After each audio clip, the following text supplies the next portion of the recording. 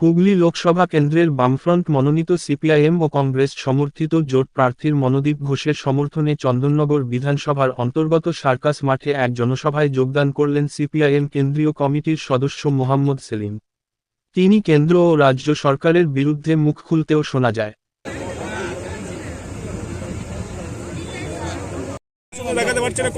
10 বছর ধরে সরকার চালিয়েছে, ব্যর্থ হয়েছে।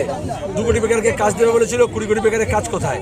মূল্য বৃদ্ধি হয়েছে, জিনিসপত্রের দাম বেড়েছে, গুজরাট মডেলের কথা বলেছিল, বিদেশ থেকে কালো টাকা নিয়ে আসবে বলেছিল, সব ভুলে গিয়ে এখন হিন্দু মুসলমান করছে। প্রচারক, প্রধানমন্ত্রী নন।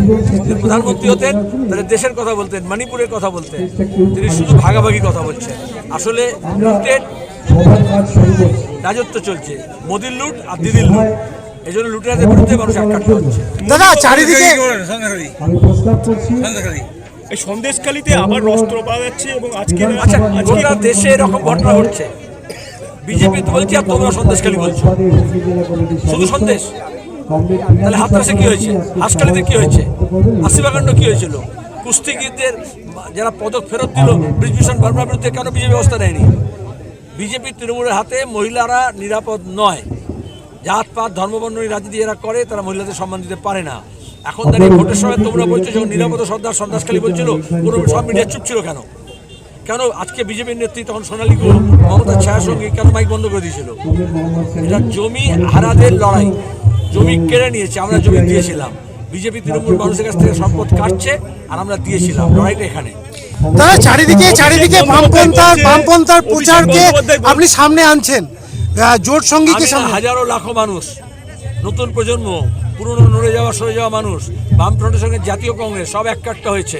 বিজেপি তৃণমূল বিরোধী সব শক্তি এককাট্টা হয়েছে। কিছু জায়গায় দেখা যাচ্ছে যে নবীনদের প্রভাবটাও কিন্তু বামপন্থীদের কাছে ফিরে আসছে আবার নতুন করে। জায়গায় না, সর্বত্র। ওরা সব রিসাইকেল মাল, পুরনো গুদামের কোল্ড স্টোরেজ মাল। বিজেপি তৃণমূল, আমাদের এখানে সব ফ্রেশ ক্রপস। নতুন আমরাই জিতবো, কেউ লক্ষ্মী ভান্ডার বন্ধ করতে পারবে না, হুঙ্কার অভিষেক বন্দ্যোপাধ্যায়। অভিষেক বন্দ্যোপাধ্যায় আজকে বলেছে সে সিএ কে সমর্থন করবে। প্রায় বিজেপির কাছে চলে গেছে, এক পা বেরিয়েছে, বাকি এক পা বাড়াবে। এই যে দিকে দিকে এত অস্ত্র উদ্ধার হচ্ছে, পুলিশ কি করছে? এই যে নির্বাচন, পুলিশ অপদার্থ, পুলিশ মন্ত্রী যদি অপদার্থ হয় পুলিশ কি ভালো হবে? কেন কেন্দ্র বাহিনীকে পুলিশ আমাদের ভোট করতে হচ্ছে? কেন রাজ্যের পুলিশকে কেন পোষা হয়েছে? একটা তদন্ত লোককে বলে সিবিআই, কেন ইডি সিবিআই কেন? রাজ্যের পুলিশ, রাজ্যের সিআইডিকে মমতা অপদার্থ করেছেন নিজের মতো করে, চোর জোচ্চদের পাহারা দেওয়াচ্ছেন। কেন্দ্রে বিজেপিও সেন্ট্রাল এজেন্সিকে ব্যবহার করছে, এখানকার রাজ্য পুলিশও, রাজ্যের মন্ত্রীও রাজ্যের এজেন্সিকে ব্যবহার করছে। আমরা এই জন্য বলেছি চোর ধরো, বিজেপিও তৃণমূল মানুষ ধরবে।